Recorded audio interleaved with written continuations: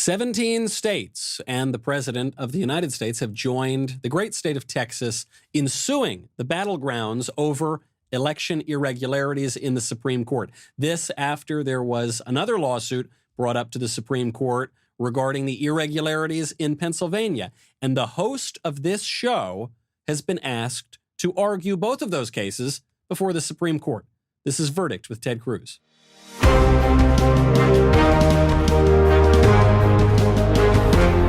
Welcome back to Verdict with Ted Cruz. I'm Michael Knowles, and I should clarify, I have not been asked to argue those cases before the Supreme Court. I have offered my services.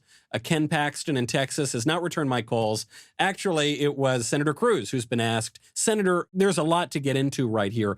The last time we spoke, we discussed in Pennsylvania this case regarding the irregularities there and the possible violation of the Pennsylvania state constitution. At that time, I believe you had not yet been asked to argue the case before the court. The Supreme Court then rejected that appeal anyway. Now we've got this other case from Texas. What is going on? Why have you been asked? I suppose because of your great experience arguing before the Supreme Court. But how did this all come to pass? Well, sure. Let's start with the Pennsylvania case. When we last did the podcast, the Pennsylvania case was pending, and the lawyers for the plaintiffs there. So the plaintiffs in the Pennsylvania case were Mike Kelly, an incumbent Republican congressman in Pennsylvania who lost a very narrow reelection in November, and Sean Parnell, who was a Republican candidate for Congress who lost a very narrow race in Pennsylvania as well. And so their lawyers had drafted the pleadings. When we did the last pod, they were pending, and their lawyers reached out to me. And they said, listen, if the court takes this case, would you be willing to argue it? And I thought about it. And usually, more often than not, you argue a case where you drafted the briefs and you've been part of the legal team from the beginning. So it's fairly unusual to come in at the tail end. But given the importance of it, I had already written a long statement, which actually you read on the last pod, urging the Supreme Court to take the case. And so I'd already read the pleading and thought it needed to be heard. And so I said, sure, I'm happy to argue it. And we put that out publicly. Unfortunately, then, the Supreme Court declined to take the case. And I have to admit, although I wish the court had taken the case, for most observers, myself included, it was not an astonishing surprise that the court didn't. And the reason for that the challenge in the Pennsylvania case is that I think there's a clear violation of state law. In Pennsylvania, the Constitution requires in-person voting in all but very limited circumstances. The legislature expanded the law to allow universal mail-in voting. There was a clear violation of state law. The problem is the U.S. Supreme Court doesn't decide questions of state law. So questions of state law are typically left to the Supreme Courts of each state. And what was more difficult to articulate, was more difficult, I think, for the court to see is what the clear federal question was. I think the lawyers in the Pennsylvania case, they worked hard to articulate a federal interest. And look, obviously, you've got a presidential election, so that's a huge federal interest, although finding the federal constitutional issue was more complicated. And so the court turned it down. They did not write an opinion, so we don't have any reasoning as to why they turned it down. It was simply a one-line order. What that means is there weren't 5 votes. It takes 5 votes to grant an injunction. And so there were not 5 votes to issue extraordinary relief to grant an injunction. We know that. And then subsequently, the Texas case was filed. Now, I want to make clear for people, we're recording this Thursday night. You've been up on the Hill all day dealing with a number of other issues unrelated to the election that I do want to hit on in just a moment. So we're just waiting to find out if the Supreme Court is even going to hear this other lawsuit from Texas suing Georgia, Pennsylvania, Michigan, and Wisconsin with the support of 17 other states and President Trump. That lawsuit is coming up. You have been asked to give the argument in that case as well. The court, if they didn't take the Pennsylvania case, I fear it maybe won't take this case either. That may be right. So the Texas case I first learned about Monday night. Actually, I was doing Sean Hannity's TV show, and so I was on Hannity, and Hannity asked me about the Texas case, and I actually wasn't entirely sure what he was talking about, and so I mean I just kind of spoke generally about suits between states, but I didn't know the details of it. The reason was the Texas case wasn't filed until late that night. I actually think it was early the next morning at like 12:50 in the morning or something like that. And so I saw the case after it was filed.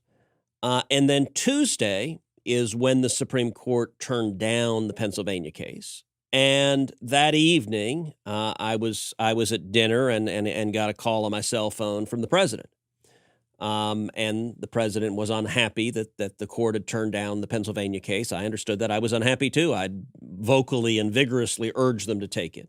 And the president asked me at the time, said, "Were you surprised the court didn't take the case?" And I said, "Look, I was not. I was not shocked they didn't take the case because of the challenge we just talked about a minute ago of the difference between state law and federal law, and that was a challenging hurdle." And so the president on that call, he asked me, he said, "Look, this Texas case has just been filed." And he said publicly, "This is the case. As you noted, the president has since intervened in it." And he asked me, "Would you be willing to argue this case?" And I said, "Sure, I'd be happy to. If the court grants it, I'll argue it." And your question was an insightful one. Like the Pennsylvania case, there are hurdles to get it granted. And one of the things to understand is just the overall numbers. The Supreme Court doesn't take that many cases. In a given year, you get anywhere between 8,000 and 10,000 appeals to the Supreme Court. They typically grant about 80, so it's about 1%. A suit between the states is different, and this is a suit between Texas and 4 other states, Georgia, Pennsylvania, Michigan, Wisconsin. Under the Constitution, the Supreme Court has what's called original jurisdiction in suits between states. That means, typically if you file a federal lawsuit, you go file it in federal district court. Like that's how virtually all federal lawsuits begin. A suit between 2 or more states, you can file it in the U.S. Supreme Court. It has original jurisdiction, but it's not mandatory jurisdiction. So they don't have to conduct a trial. And actually in suits between states, so they usually come up in the context of, say, a dispute over boundaries or a dispute over a river. Those are the circumstances where you get a fight where 2 states are saying our line is here and the other state is saying, no, our line is here. And the way the court normally resolves that is it will appoint a special master that is basically a trial judge, and they can go conduct a trial on behalf of the U.S. Supreme Court. And then they'll prepare a report that typically the Supreme Court will adopt or change, and they review it then. In this instance, the court has a decision whether to grant leave for the state to file a complaint. That again takes 5 votes. And so the Texas lawsuit is much broader than the Pennsylvania lawsuit. It raises a lot of the issues about fraud and irregularities and different players in the different states changing the law in the middle of the process. That breadth is good, but on the other hand, that breadth may be a factor. I don't know if there are 5 votes. If they're not 5 votes, the court won't take the case. And we could find out, you and I are sitting here Thursday evening, the court set a deadline for the defendant states to respond 3 p.m. today. And so after the response, the court could resolve it at any time. It could be tonight. It could be tomorrow. Now, the court could say, we're going to set a oral argument date for day after tomorrow. I mean, they could move really fast. They could move really slow. They could deny it altogether. So by the time this pod comes out, which I think will be sometime Friday when we get it all edited and processed and put out, we may know the answer, but as of right now, we don't know what the Supreme Court's going to do. And if they tell you that you've got an oral argument the following day, then you are going to have a very busy night and day. And I know there's other work that you have to pay attention to on Capitol Hill. So I do want to touch on a few of these issues because I fear that in the craziness of the election drama, we're missing out on some pretty important changes that have been going on. The Senate today backed a massive arms sale to the United Arab Emirates. There was a major peace deal between Morocco and Israel. You've got a big debate over the National Defense Authorization Act. Can you just move us for a second from domestic to foreign policy? Regardless of how the election turns out, what's going on abroad? So there's a lot of foreign policy moving forward, and much of it is very, very positive. We saw a couple of months ago, and we talked about it in an earlier pod, the Abraham Accords, which were the historic peace agreements between Israel and the UAE and Israel and Bahrain, where both Arab nations normalized relationships with Israel. That hadn't happened in decades. And it was a major step forward for peace. And I'll say a couple of things. One, it is a vindication of a foreign policy approach that I've been advocating for a long time, which is that the best way to produce peace is clarity and lack of ambiguity. For 8 years of Obama-Biden, they deliberately embraced an ambiguity of we're with Israel, we're not with Israel. They embraced the notion that you must resolve the Palestinian situation before anything else can be done. And we now know that view was unequivocally wrong. It was simply baloney. And I spent the last half of the Obama administration, the time I was in the Senate, blasting that view and saying this is foolish. Instead, make unequivocal, we stand with Israel. That will facilitate peace. Well, when President Trump came in, he agreed with me. He moved the embassy to Jerusalem, a huge decision that I advocated for. He pulled out of the Obama-Iran nuclear deal, a huge decision I advocated for. Both of those, the State Department and Defense Department had argued against. So President Trump overruled his own state Secretary of State, his own Secretary of Defense, to move the embassy to Jerusalem to end the Obama-Iran deal. That clarity set the stage for the Abraham Accords. I'll tell you, the week the Abraham Accords were signed, I was at the White House for the signing. I spoke with the foreign officials in both UAE and Bahrain. Both said, we want to be friends with America. It's really important with us to be friends with America. And what we figured out is one of the best ways to be friends with America is be friends with Israel. So we're doing this because it's clear that this will make America happy. And it really is the fruits of that unambiguous clarity. Now, I worry if we have a President Biden that that'll all get screwed up, that they'll go back to the same strategic ambiguity. Now, you asked about the votes this week. There were two big votes this week, yesterday, on arms sales, American arms sales of drones and F-35s to the UAE, the United Arab Emirates. They were controversial. They were closely contested. Rand Paul wanted to disapprove of the arms sales, and most of the Democrats wanted to disapprove of the arms sales. And I got to tell you, this week I struggled on this question. This was not an easy question for me. It was a close question. And the reason is, look, if you look at the history of the Middle East has been a tinderbox. Weapons like the F-35, the most advanced airframe we have, only Israel has it in the Middle East right now. And so I viewed that as a big threshold for another Middle East country to get the F-35.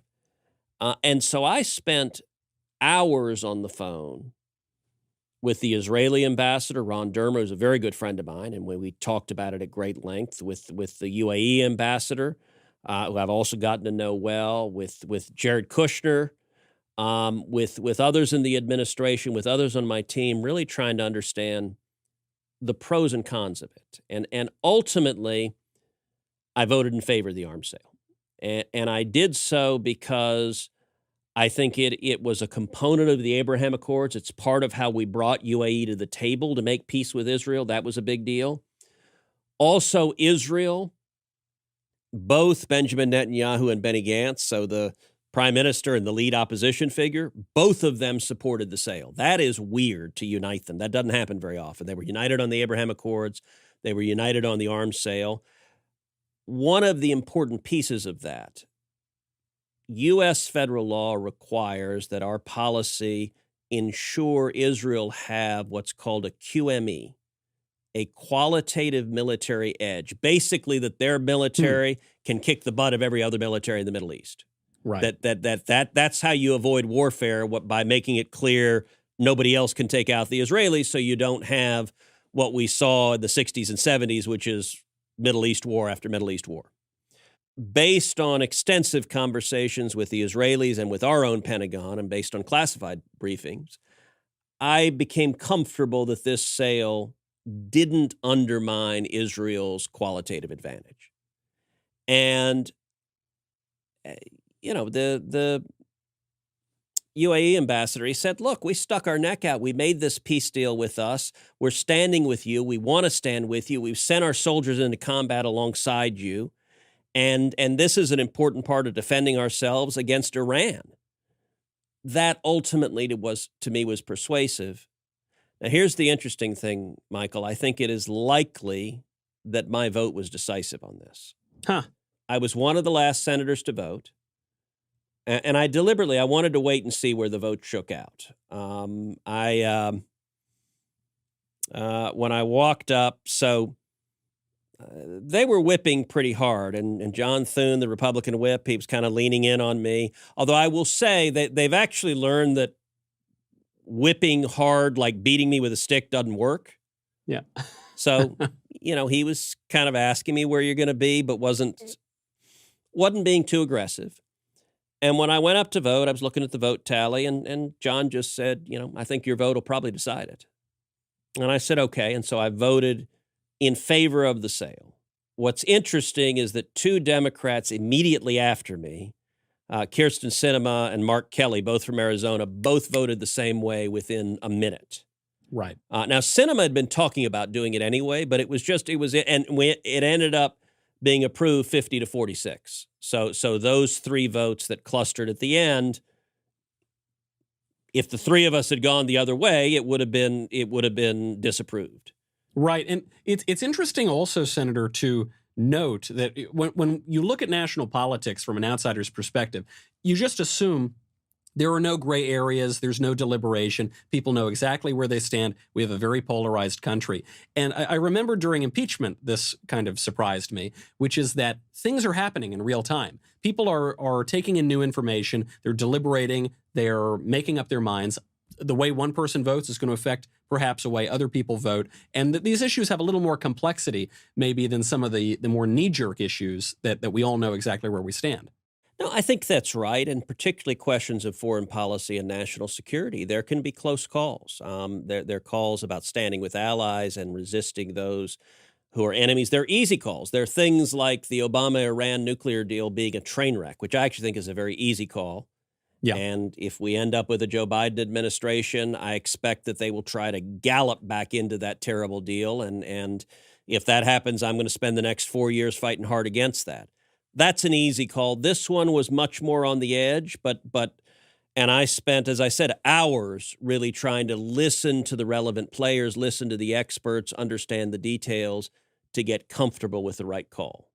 Right. And I love your point about clarity with our friends and clarity with our enemies.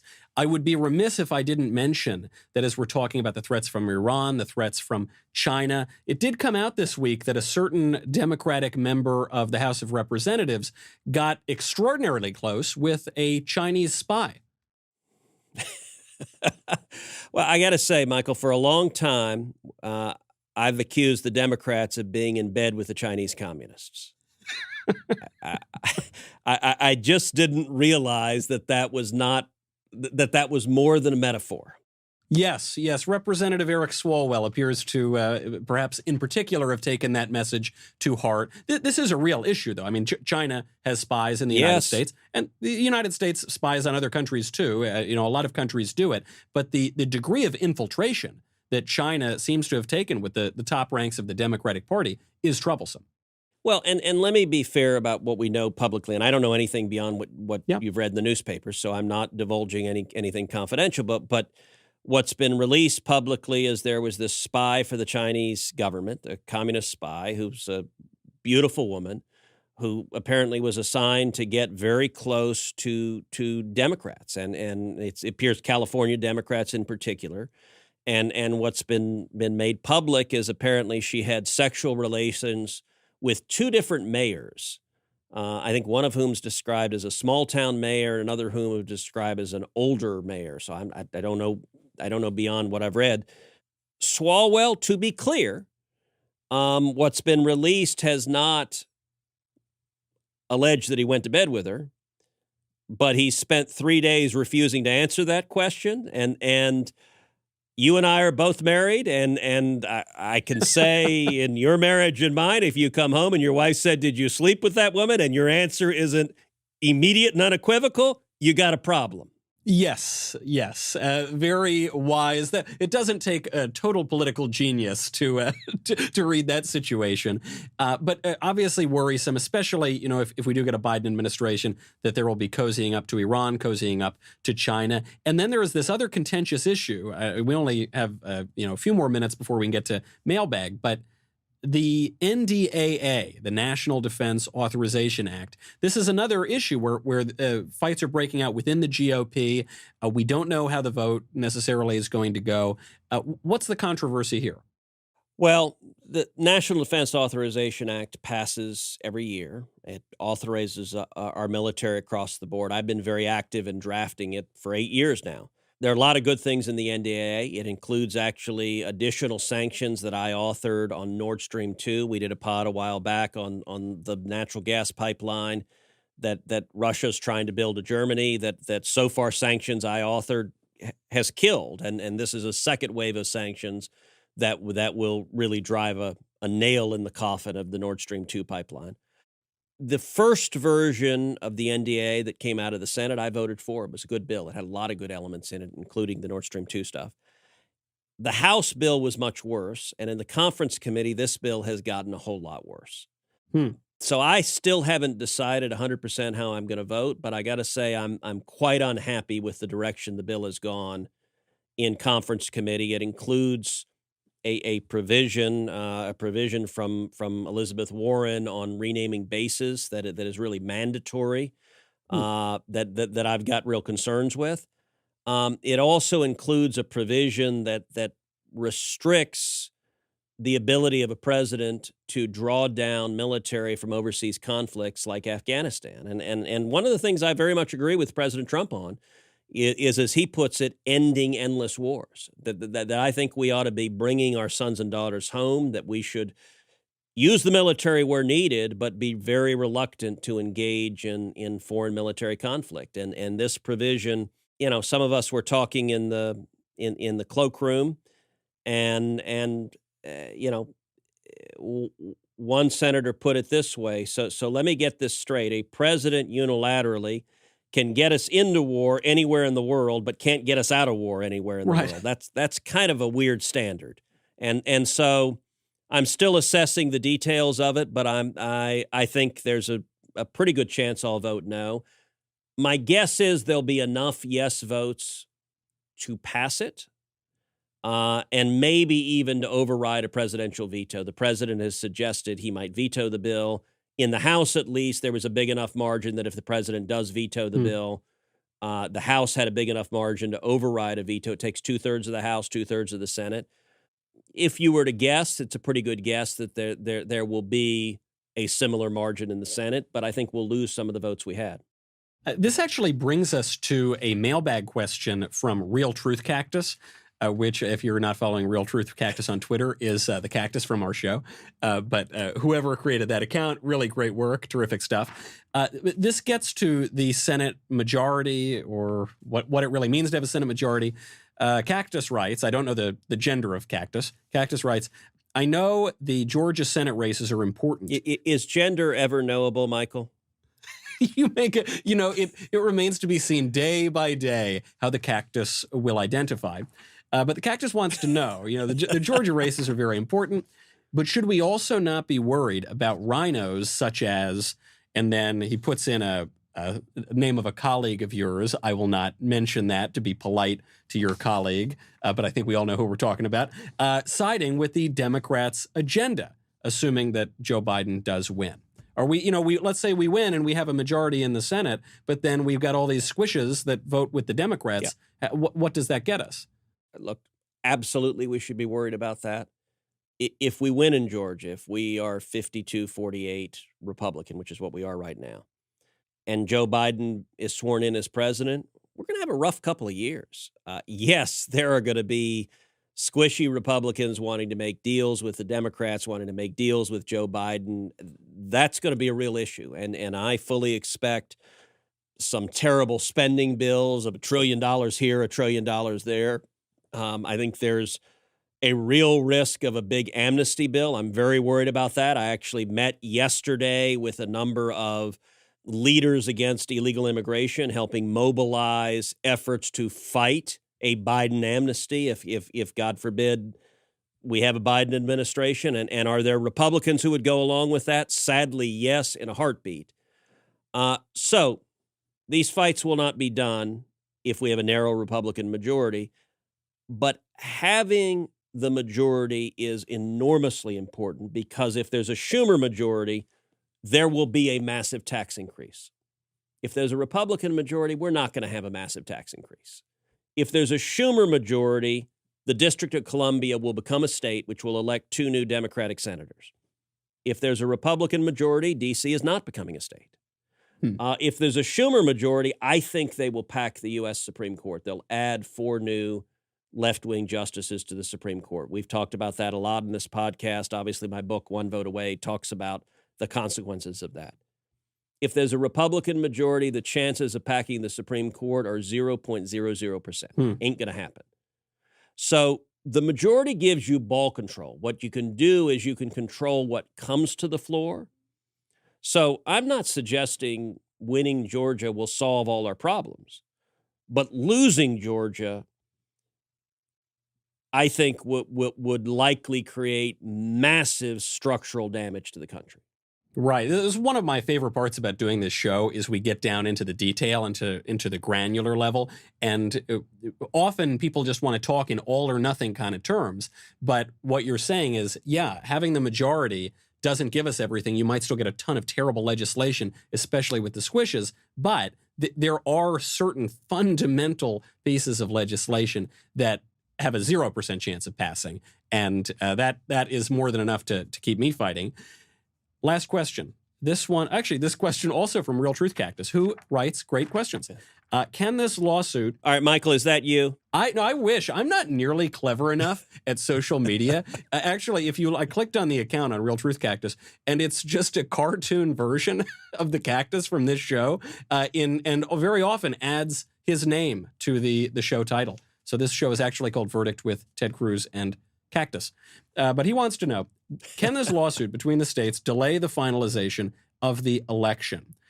Or will we have a president no matter what in January? I know we've got these deadlines coming up. The electors are going to vote. But January comes along. Do we have a certainty on the president or not?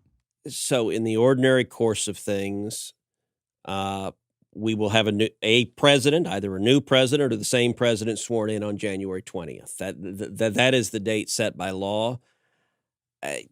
You can go through all sorts of hypotheticals if the Supreme Court takes the case and issues an extraordinary order, but I think in 999 out of 1,000 universes, we're going to know by January 20th. To paraphrase Jim Carrey from Dumb and Dumber, what I'm hearing you say is, we have a chance. That's what I'm hearing. We will find out. Obviously, these things are happening in real time. You are in many ways at the center of this because the president has asked you to argue this most recent case if it goes to the court.